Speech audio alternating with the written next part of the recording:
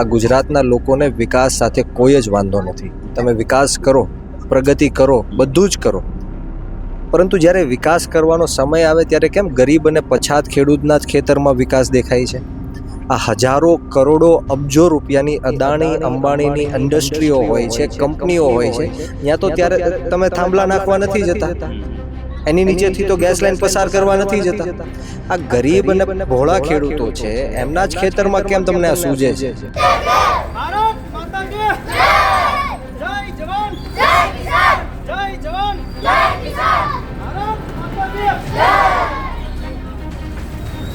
ખેડૂતોની સહમતિ વગર, ખેડૂતોની પરમિશન વગર એક તો તમે પોલીસને ભાડે બોલાવીને એમને ધાક ધમકી આપીને ખેતરોમાં ઘૂસવાનું કરો છો, એના પાકને નુકસાન કરીને ખેતરોમાં ઘૂસવાનું કરો છો, એમની પરમિશન નથી લેતા, પરવાનગી નથી લેતા, સહમતિ નથી લેતા. આ કઈ જાતનો ન્યાય છે? આ ટોટલી હું એને માનું છું કે આ લેન્ડ ગ્રેબિંગ છે. જે લેન્ડ ગ્રેબિંગનો એક્ટ છે, ગુનો છે, એ આ પોલીસ ઉપર ને અધિકારીઓ પર લાગવો જોઈએ.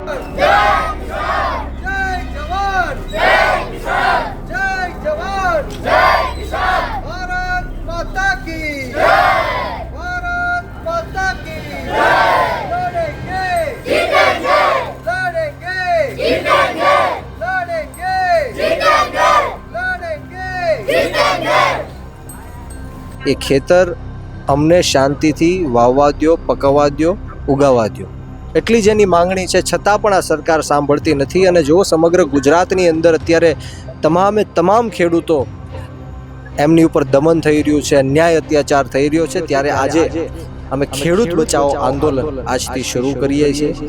અને આ આંદોલન ત્યાં સુધી ખતમ નહીં થાય, પૂર્ણ નહીં થાય, ત્યાં સુધી સરકાર અમને લિખિતમાં બાંહેધરી નહીં આપે કે આ જે 10 ગામના ખેતરોમાં અમે ગેસ લાઇનની પાઇપો નહીં નાખીએ.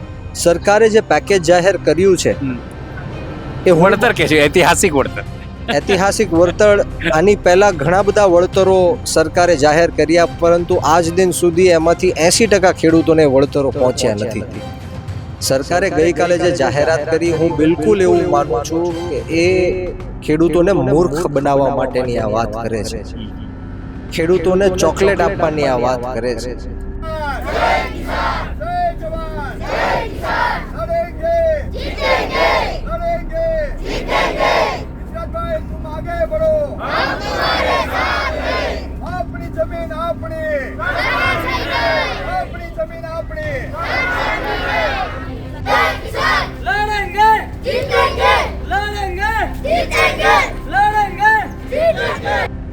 મોરબીમાં છેલ્લા 15 દિવસથી ઉપવાસ આંદોલન ઉપર છે. કોઈ માયનો લેવો નથી કે 1 મિનિટ માટે પણ ખેડૂતોની સંવેદના વ્યક્ત કરે, ખેડૂતોની પીડા વ્યક્ત કરે. કોઈ એવો માયનો નથી. આ માત્ર ને માત્ર ઉદ્યોગપતિઓની સરકાર છે, ખેડૂતોની સરકાર નથી. અને આ ઉદ્યોગપતિઓની સરકારને 2027માં જડ મૂળમાંથી ઉખેડીને ફેંકી દેવાનું કામ આ ગુજરાતના 54 લાખ ખેડૂતો કરશે.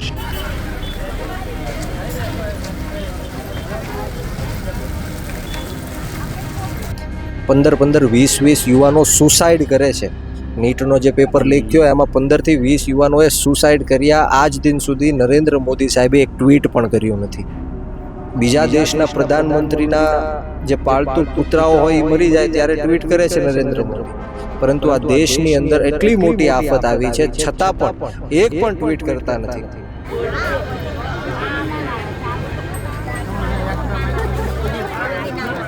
મંદિરમાં ઘોટાળો થયો છે, સોના ચાંદી જવેરાતની કરોડો અબજો રૂપિયાની જે ચોરી થઈ છે એમાં ભારતીય જનતા પાર્ટીના નેતાઓનો હાથ છે. લોકોને ખબર પડી ગઈ છે, હિન્દુ સનાતન ધર્મના લોકોને ખબર પડી ગઈ છે કે આ હિન્દુઓની સરકાર નથી, આ માત્ર ભૂખ, લાલચ, પૈસાની અને સત્તાની સરકાર છે.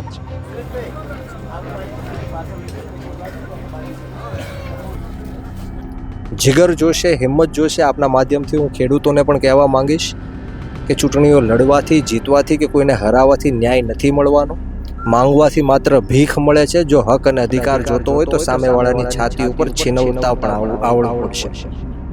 એટલે હું ખેડૂતોને કહેવા માંગીશ કે કોઈનાથી ડરવાની કે ગભરાવાની જરૂર નથી. આપણે કોઈ દારૂ, ડ્રગ્સ, આપણે કોઈ બુટલેગરો નથી, આપણે કોઈ ખૂન ખરાબા નથી કરી.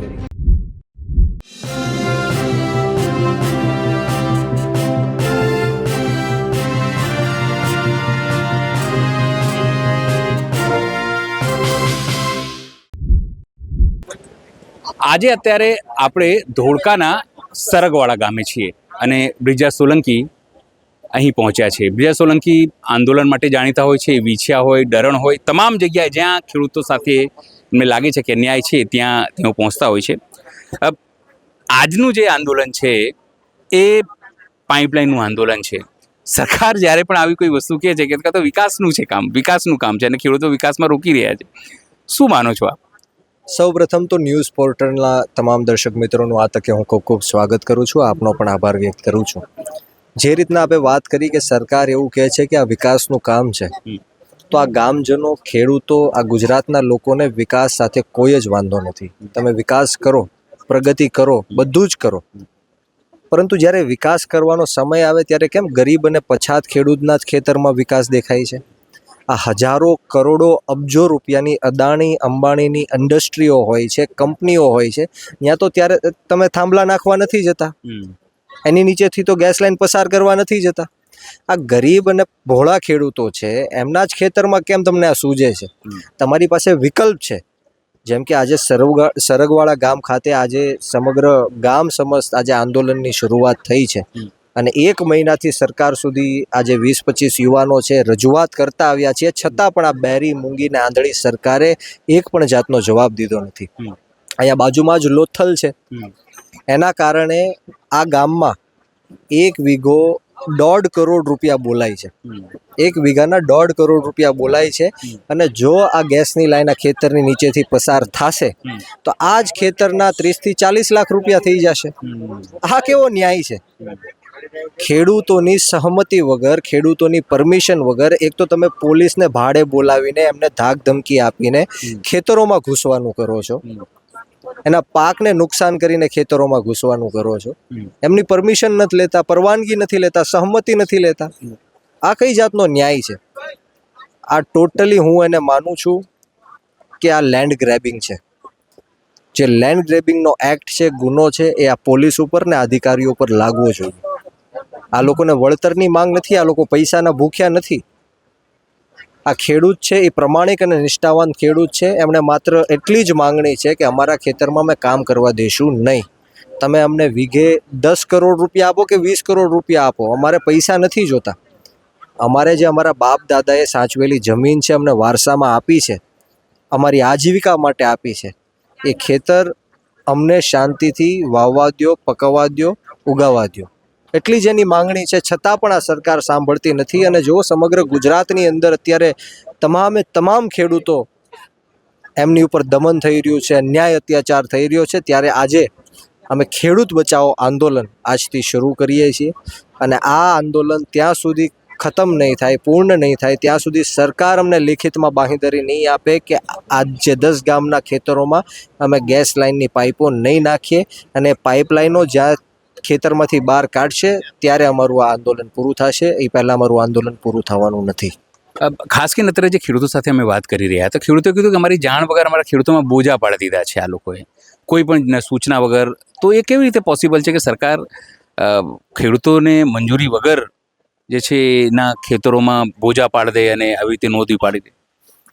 આ ભાજપની સરકારને અહંકાર આવી ગયો છે, એક ઘમંડ આવી ગયો છે કે ખેડૂતો અમારું શું કરી લે છે, ખેડૂતોની સાથે કોણ ઊભું રહેશે. તમે જો અવારનવાર આવા આંદોલનો હોય છે, એને તોડવાના પ્રયત્ન થાય છે, ધાક ધમકીઓ આપે, લાલચો આપે, પૈસા, કરપ્શન બધું જ યુઝ કરે છે. ઈડી, સીબીઆઈ, ઇન્કમ ટેક્સ, પોલીસનો ડર બતાવીને આવા તમામ જાતના પ્રયત્નો આંદોલનને તોડવા માટે કરે છે. એટલે સરકારને એવું લાગે છે કે ખેડૂત છે એ લાચાર છે, ખેડૂતો બોલી નથી શકતા. પરંતુ હું સરકારને કહેવા માંગુ છું કે આજ દિન સુધી ગુજરાતના ખેડૂતો સૂતા હતા, પરંતુ હવે ગુજરાતના ખેડૂતો જાગી ગયા છે. તમે બિલકુલ એવું નહીં સમજતા અને ભૂલ નહીં કરતા ખેડૂતો સાથે અન્યાય અને અત્યાચાર કરવાની. આ ખેડૂતો સાથે અમારી જેવા યુવાનો ઊભા છે જે ક્રાંતિનો માર્ગ અપનાવશે અને શહીદ આઝમ સરદાર ભગતસિંહના અમે ચેલા છીએ, એમને માનવાવાળા લોકો છીએ. ભલે અમે અહિંસાને સમર્થન કરતા હોય, પરંતુ એવું બિલકુલ નહીં સમજતા. આવનારા દિવસોમાં આ આંદોલન છે એ ઉગ્ર બનશે અને જે કોઈ લેવલે આંદોલન કરવું પડશે, જ્યાં કંઈ પણ જવું પડશે ત્યાં અમે જશું, પરંતુ આ ખેડૂતોને ન્યાય અપાવીને રહેશું. આની પહેલાં પણ જસદણ વિછ્યાની વાત કરું તો ત્યારે મને ખેડૂતોનો ફોન આવ્યો, હું ટીમ સાથે પહોંચ્યો હતો અને એમના ખેતરમાંથી મેં જેસીબી પણ બહાર કઢાવડાવ્યું, પોલીસને પણ બહાર કઢાવડાવી અને જે આ કંપનીના અધિકારીઓ હતા એમને પણ બહાર કઢાવડાવ્યા. આ કરવું પડશે. સરકારની સામે આંખમાં આંખ નાખીને વાત કરવી પડશે, પોલીસની સામે આંખમાં આંખ નાખીને વાત કરવી પડશે. એ લોકો પાસે એવો જવાબ હતો કે કલેક્ટરનો હુકમ છે. તો કલેક્ટર ભગવાન થોડી છે, કલેક્ટર રાજા થોડી છે. કલેક્ટર તો કાલ સવારે એમ કહેશે કે ગુજરાતના 18,000 ગામડા છે અને અદાણીને પધરાવી દો, તો અમારે શું પધરાવી દેવાના? એવું બિલકુલ ચાલશે નહીં. આ લોકશાહી ઉપર દેશ ચાલવાવાળો દેશ છે, લોકતંત્ર ઉપર ચાલનારો દેશ છે, સંવિધાન ઉપર ચાલનારો આ દેશ છે. ડૉક્ટર બાબા સાહેબ ભીમરાવ આંબેડકર એ જે સંવિધાન બનાવ્યું છે, સમાનતાની વાત કરી છે, હક અને અધિકારની વાત કરી છે, આ દેશ એની ઉપર ચાલશે, નહીં કે મોદીના શાહના ફરમાનથી ચાલશે. કાલે સરકારે થાંભલાઓ માટે બહુ સરસ મજાનું પેકેજ જાહેર કર્યું છે. ઘણા ખેડૂતો કહે છે કે લોલીપોપ છે, ઘણા કહે છે કે સમજાયું નહીં. તમને સમજાયું? સરકારે જે પેકેજ જાહેર કર્યું છે એ વળતર કે છે, ઐતિહાસિક વળતર. ઐતિહાસિક વળતર, આની પહેલા ઘણા બધા વળતરો સરકારે જાહેર કર્યા, પરંતુ આજ દિન સુધી એમાંથી 80% ખેડૂતોને વળતરો પહોંચ્યા નથી. સરકારે ગઈકાલે જે જાહેરાત કરી, હું બિલકુલ એવું માનું છું કે એ ખેડૂતોને મૂર્ખ બનાવવા માટેની આ વાત કરે છે. ખેડૂતોને ચોકલેટ આપવાની આ વાત કરે છે. સરકાર એવું કહે છે કે આજના જમીનના ભાવ એની કરતાં પણ બમણા ભાવ તમને આપીશું, પરંતુ એ વસ્તુ કેમ નથી કહેતા કે આજીવન એમના ખેતરમાં એ થાંભલાઓ નાખી જશે તો 20, 25, 30 વર્ષ પછી તો મોંઘવારી વધવાની છે. તો એનો ભાવ કોણ કાઉન્ટ કરશે? એનો ભાવ કોણ એડ કરશે? એટલે હું ચોક્કસપણે એવું માનું છું કે સરકારે જે આ કર્યું છે એ ખેડૂતોને મૂર્ખ બનાવવાની વાત છે, લોલીપોપ આપવાની વાત છે. એક સ્ટેટ લેવલની કમિટી બનાવવામાં આવે, ખેડૂતોનું એક ડેલિગેશન બનાવવામાં આવે, કંપનીનું એક ડેલિગેશન બનાવવામાં આવે, ત્રણેય જણા બેઠે ખેડૂતો માટે યોગ્ય વળતરની વાત કરે, યોગ્ય ભાવની વાત કરે, ત્યાર પછી આ કાયદો લાવવામાં આવે, આ નિયમ લાવવામાં આવે. આ સરકારના હાથમાં છે. આજે તમે જુઓ, દરેક જગ્યાએ જ્યાં ખેડૂતો સાથે અન્યાય અને અત્યાચાર થાય છે ત્યાં બધી જ જગ્યાએ ધારાસભ્યોએ પેટ ભરીને પૈસા કમાઈ લીધા છે. કંપનીઓએ ધારાસભ્યોને પેટ ભરીને કરોડો અબજો રૂપિયા આપી દીધા છે. એટલા માટે આજ દિન સુધી એક પણ ભારતીય જનતા પાર્ટીનો ધારાસભ્ય ખેડૂતો માટે બોલ્યો નથી. હું ચેલેન્જ કરું છું, ભારતીય જનતા પાર્ટીના ધારાસભ્યોને ચેલેન્જ કરું છું કે ખેડૂતો એટલી હાલાકીમાં છે, એટલી પીડામાં છે, સંઘર્ષ કરી રહ્યા છે, રોડ રસ્તા ઉપર છે. મોરબીમાં છેલ્લા 15 દિવસથી ઉપવાસ આંદોલન ઉપર છે. કોઈ માયનો લાલ એવો નથી કે 1 મિનિટ માટે પણ ખેડૂતોની સંવેદના વ્યક્ત કરે, ખેડૂતોની પીડા વ્યક્ત કરે. કોઈ એવો માયનો લાલ નથી. આ માત્ર ને માત્ર ઉદ્યોગપતિઓની સરકાર છે, ખેડૂતોની સરકાર નથી. અને આ ઉદ્યોગપતિઓની સરકારને 2027માં જડ મૂળમાંથી ઉખેડીને ફેંકી દેવાનું કામ આ ગુજરાતના 54 લાખ ખેડૂતો કરશે.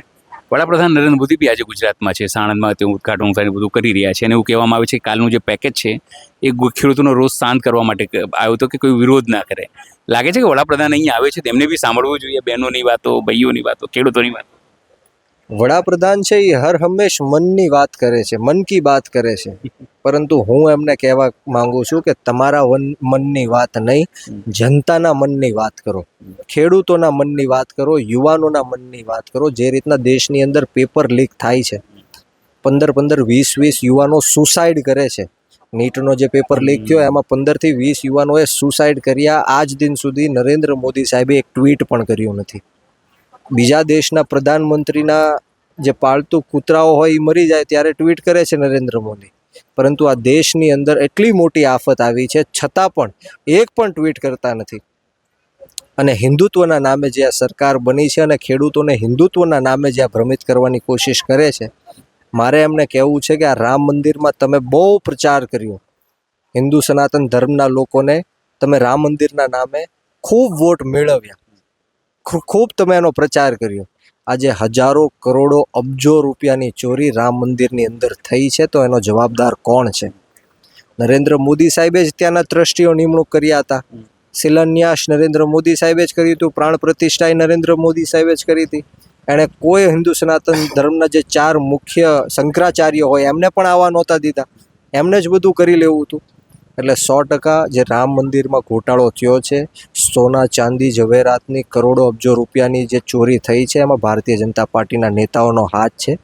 લોકોને ખબર પડી ગઈ છે, હિન્દુ સનાતન ધર્મના લોકોને ખબર પડી ગઈ છે કે આ હિન્દુઓની સરકાર નથી, આ માત્ર ભૂખ, લાલચ, પૈસાની અને સત્તાની સરકાર છે.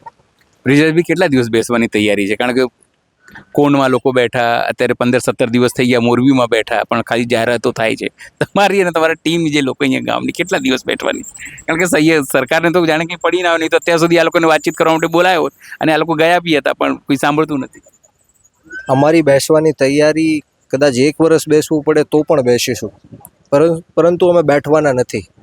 શું કામ હું તમને કહું, આ અમારા બાપનું ખેતર છે અને અમારા બાપના ખેતરમાં જો ઇલીગલી તમે પાઇપલાઇન નાખી જશો તો અમારામાં એ તેવડ ને તાકાત છે, એ પાઇપલાઇનને ફેંકી દેવાની પણ અમારામાં તેવડ છે. એટલે અમે શાંત છીએ એનો મતલબ એવો નથી કે અમે સંત છીએ.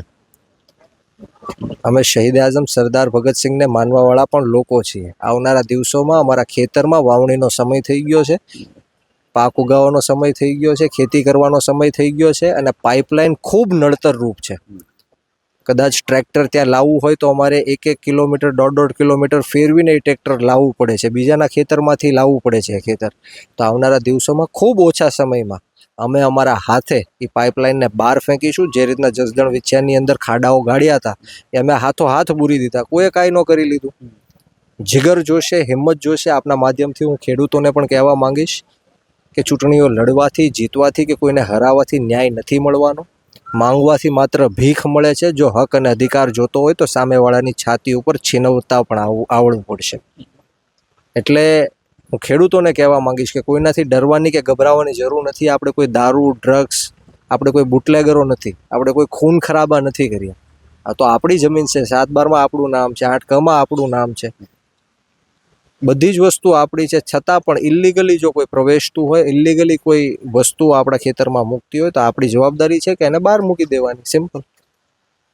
સ્વાભાવિક છે કે જે રીતે લોકો અહીંયા બેઠા છે, માતાઓ, બહેનો, યુવાનો, એક વાત જરૂર છે કે એમના મનમાં એક ભાવ છે કે સરકાર પૂછ્યા વગર એમના ખેતરોમાં પાઇપલાઇન નાખી રહી છે. અનેક સમસ્યાઓ તો છે જ આ વિસ્તારમાં, પણ જ્યારે સરકારને લાગે છે કે સરકાર માય-બાપ હોવું જોઈએ, પણ તે તો દમનકારી નીતિ અપનાવી રહી છે અને હવે ધીરે ધીરે ગુસ્સો પ્રસરી રહ્યું છે. અને જે રીતે બ્રિજરાજસિંહે કીધું પોતાની વાતને લઈને કે હવે પાઇપલાઇન બહાર કાઢવાનો સમય આવી ગયો છે.